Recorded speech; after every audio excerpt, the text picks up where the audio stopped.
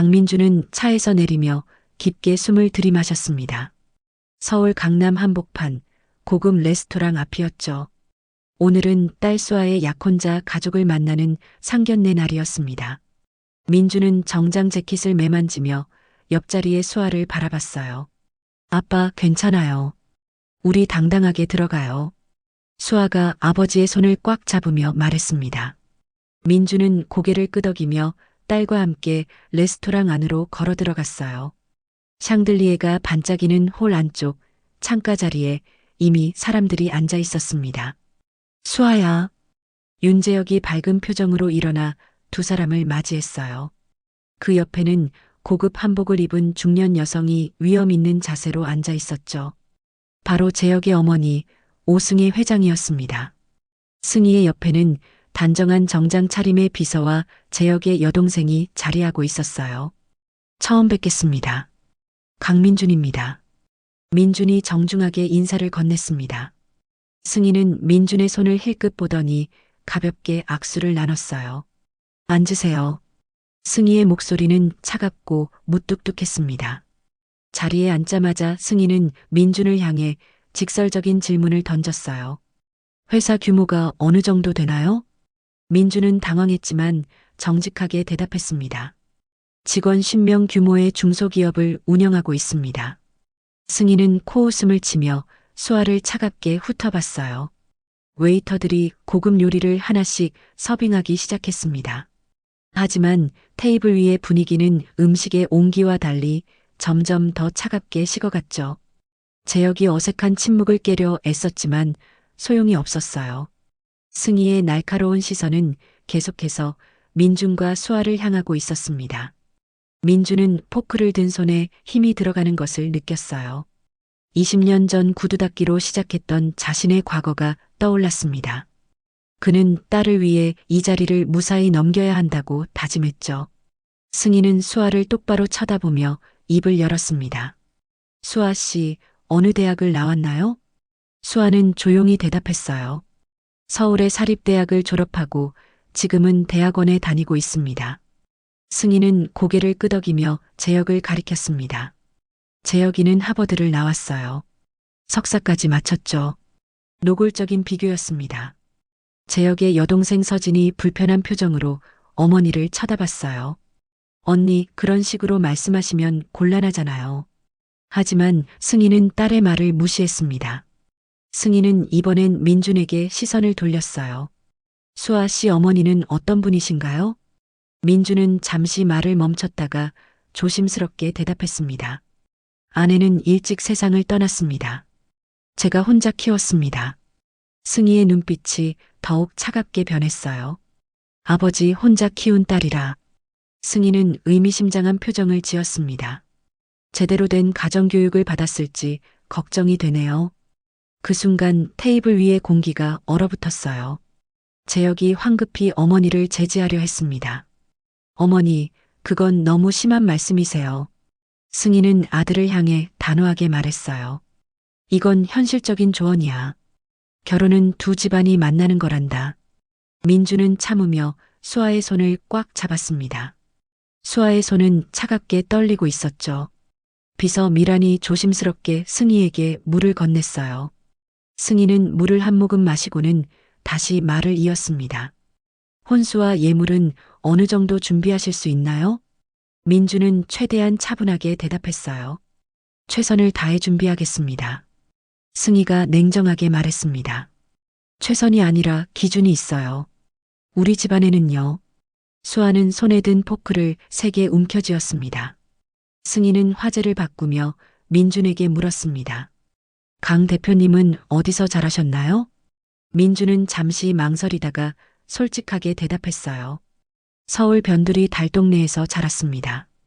승희의 눈빛이 날카롭게 변했습니다. 달동네라. 혹시 청학동 그쪽인가요? 민준이 고개를 끄덕이자 승희는 표정을 일그러뜨렸어요. 거기 재개발 전에는 판잣집 빈민촌이었잖아요. 승희는 멈추지 않고 계속 말을 이었습니다. 그런 환경에서 자란 분이 어떻게 우리 집안과 어울릴 수 있겠어요? 재혁이 강하게 어머니를 제지했어요. 어머니, 이제 그만하세요. 하지만 승희는 아들을 향해 단호하게 말했습니다.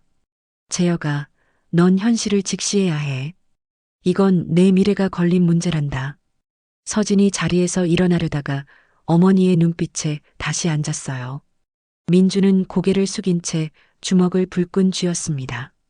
그 순간 수아가 떨리는 손으로 물잔을 집어들었어요. 민준이 급히 수아를 불렀습니다. 수아야.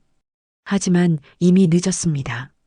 수아는 벌떡 일어나 승희를 향해 물잔에 물을 정면으로 끼얹었어요. 차가운 물이 승희의 얼굴과 고급 한복을 적셨습니다. 레스토랑 안의 모든 사람들이 충격에 휩싸여 이쪽을 돌아봤어요. 웨이터들이 당황한 표정으로 멈춰섰습니다. 승희는 물에 젖은 얼굴로 믿을 수 없다는 표정을 지었어요. 비서 미란이 황급히 타월을 가져와 승희를 닦아냈습니다. 수아는 물잔을 테이블에 내려놓으며 말했어요. 더 이상 우리 아버지를 모욕하지 마세요. 수아의 목소리는 떨렸지만 단호했습니다. 재혁은 충격에 빠진 채 수아를 바라봤어요. 민주는 황급히 수아의 손을 잡고 자리에서 일어났습니다. 두 사람은 레스토랑을 빠져나갔죠. 민주는 수아의 손을 잡고 주차장으로 나왔습니다. 차에 오르자마자 수아는 눈물을 터뜨렸어요. 아빠, 죄송해요. 하지만 더 이상 참을 수가 없었어요. 수아는 흐느끼며 말을 이었습니다. 아빠가 그렇게 무시당하는 걸 보고만 있을 수 없었어요. 민주는 딸의 어깨를 감싸 안으며 아무 말도 하지 못했습니다. 차는 조용히 집을 향해 달렸어요. 집에 도착한 두 사람은 거실에 마주 앉았습니다. 민주는 한참 동안 침묵하다가 입을 열었어요. 수아야, 아빠가 너에게 숨겨왔던 이야기가 있단다. 수아는 눈물을 닦으며 아버지를 바라봤습니다. 민주는 깊게 숨을 들이마시고 말을 시작했어요. 너는 아빠의 친딸이 아니야. 수아의 눈이 크게 떠졌습니다. 민주는 떨리는 목소리로 계속 말했어요. 20년 전 내 친아버지는 아빠의 가장 친한 친구였단다. 민주는 과거를 회상하며 천천히 이야기했습니다. 그분은 교통사고로 아내와 함께 세상을 떠나셨어. 민준의 눈가가 붉어졌어요. 그때 넌 갓난아기였지. 친척도 없고 의지할 곳도 없었어. 민주는 수아의 손을 꽉 잡았습니다. 아빠는 당시 결혼도 안 한 25 청년이었지만 널 키우기로 결심했단다. 수아는 믿을 수 없다는 표정으로 아버지를 바라봤어요. 민준이 부드럽게 말했습니다. 법적 절차를 거쳐 너를 아빠의 딸로 등록했어. 민준의 목소리가 떨렸습니다. 하지만 단 한 번도 너를 친딸과 다르게 생각한 적이 없어. 민주는 수아의 눈을 똑바로 바라보며 말했어요. 너를 키운 건 아빠 인생에서 가장 잘한 선택이었단다. 수아는 충격에 빠진 채 아무 말도 하지 못했습니다. 수아는 아무 말 없이 자신의 방으로 들어갔습니다. 문을 닫는 소리가 거실에 울려 퍼졌어요. 민주는 소파에 앉아 고개를 떨어뜨렸습니다. 방 안에서 수아는 침대에 쓰러져 울었어요. 23년간의 기억들이 주마등처럼 스쳐 지나갔습니다. 아프면 밤새 간호해주던 아버지의 손길이 떠올랐어요. 학교 운동회 때마다 빠짐없이 와주던 아버지의 모습도 생각났습니다. 수아는 베개를 끌어안고 눈물을 쏟아냈어요. 밤이 깊어지고 새벽이 밝아왔습니다. 다음 날 아침 수아는 부은 눈으로 방문을 열었어요. 거실 소파에는 민준이 잠들지 못한 채 앉아 있었습니다. 수아는 천천히 아버지에게 다가갔어요. 민준이 고개를 들어 딸을 바라봤습니다. 수아는 아무 말 없이 민준을 꽉 껴안았어요. 아빠, 수아의 목소리가 떨렸습니다. 피가 섞이지 않았어도 아빠는 제 진짜 아버지예요. 민준은 딸을 끌어안으며 눈물을 흘렸어요. 고맙구나, 수아야.